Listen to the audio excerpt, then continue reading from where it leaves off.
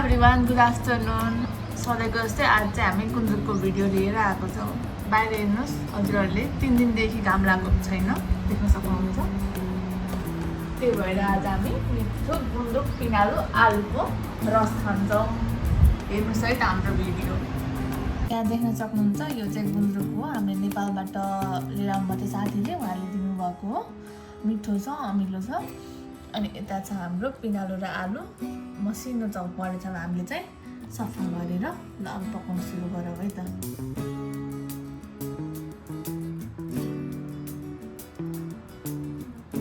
सुरुमा चाहिँ हामीले पिनालु र आलु बोइल गर्छौँ पानी हालेर।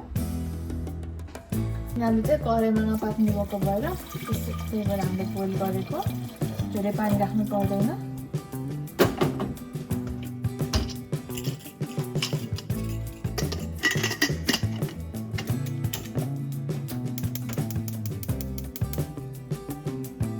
लो फ्लेममा एक सिटी लगाउँछौँ अब हामी।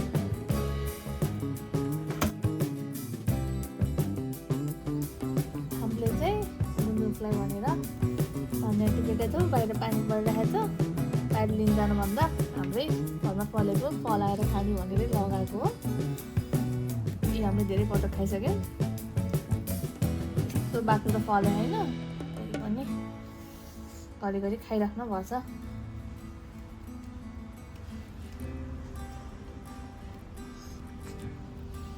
मिठो बसाहा दिन्छ नि।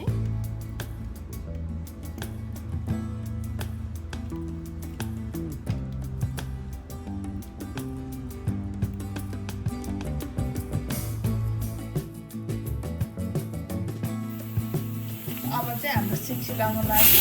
सिक्सी लाग्यो भयो है त। अब चाहिँ हाम्रो हावा गइसक्यो। कतिको बसा हेर्नु है त। आलु र पिनालु मजाले पाकेछ। अब हामीले यसलाई एकछिन यतिकै छोपेर राख्छौँ। अब चाहिँ गुन्द्रुक बनाउनतिर लाग्छौँ है त।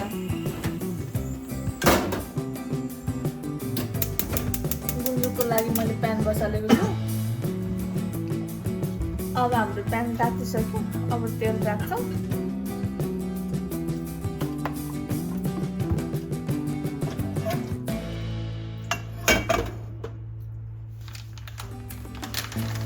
सुरुमा जिरा पुऱ्याउँछौँ।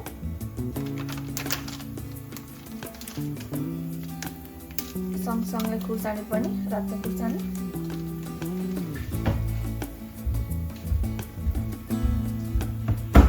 अब एकछिनमा प्याज पनि हामी हाल्छौँ।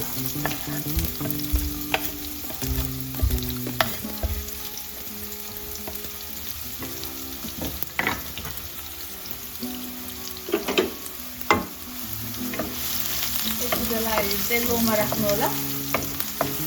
हामी पनि लोमै राखेको। प्याज तर्दै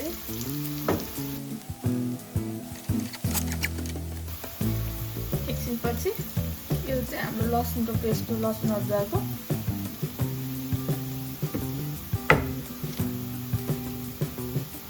ओखलीमा दिजेको यो पनि सँगसँगै राखिदिन्छ।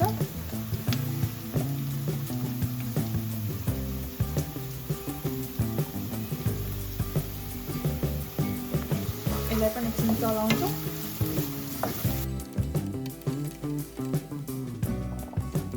अब हाम्रो लसुन अदुवा सबै गोल्डन ब्राउन हुन लागिसकेको छ। त्यसमा चाहिँ अब चाहिँ हामीले गुन्द्रुक राखिदिन्छौँ। गुन्द्रुक पनि एकछिन फ्राई गर्छौँ।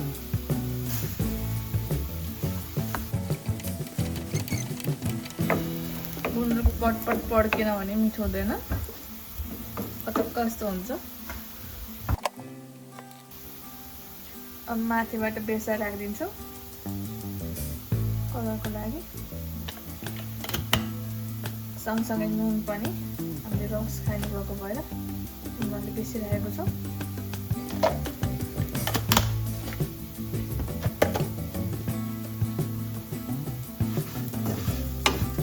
मिठो सेन्ट आइसकेछ गुन्द्रुकको।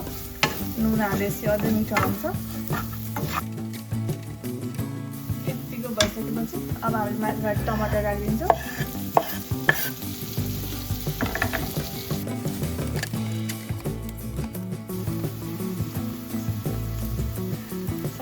मसला पनि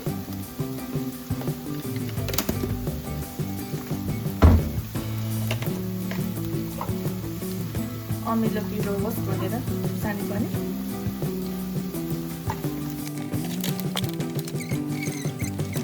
हाम्रो मसला नै पाक्यो टमाटर पनि गलिसकेछ अब यतिको भइसकेपछि हामी अघि पिनालु र आलु पेस्ट गरेको त्यो हाल्छ यो पानीसँगै हालिदिन्छौँ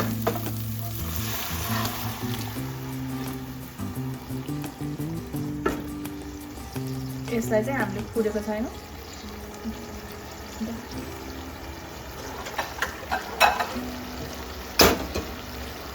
अब चाहिँ यसलाई पनि फोडिन्छ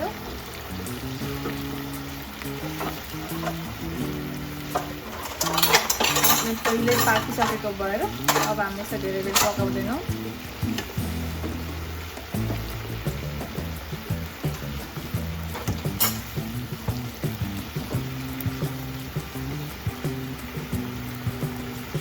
हल्का यसलाई म्यास गरिदिन्छौँ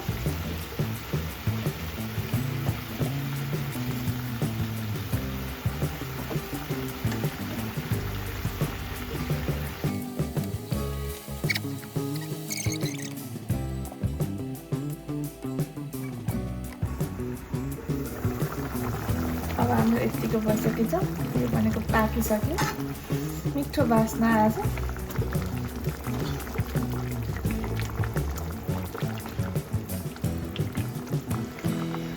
अमिलो अमिलो मिठो देखिन नि मिठो देखेछ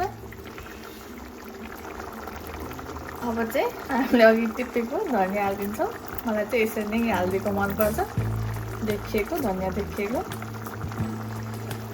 माथिबाट मैले धनिया हालिदिएँ अब चाहिँ मैले ग्यास अफ गरेँ हाम्रो खाना रेडी भयो अब चाहिँ म कसरी सर्भ गर्छु हजुरहरूलाई देखाउँछु है त हामीले चाहिँ यसरी सर्भ गर्यौँ भुजा गुन्द्रुकको रस अनि यता अचार आलु पिडालुको हजुर चाहिँ जसरी मन लाग्छ त्यसरी खानु होला यो भिडियो राम्रो लाग्यो राम्ररी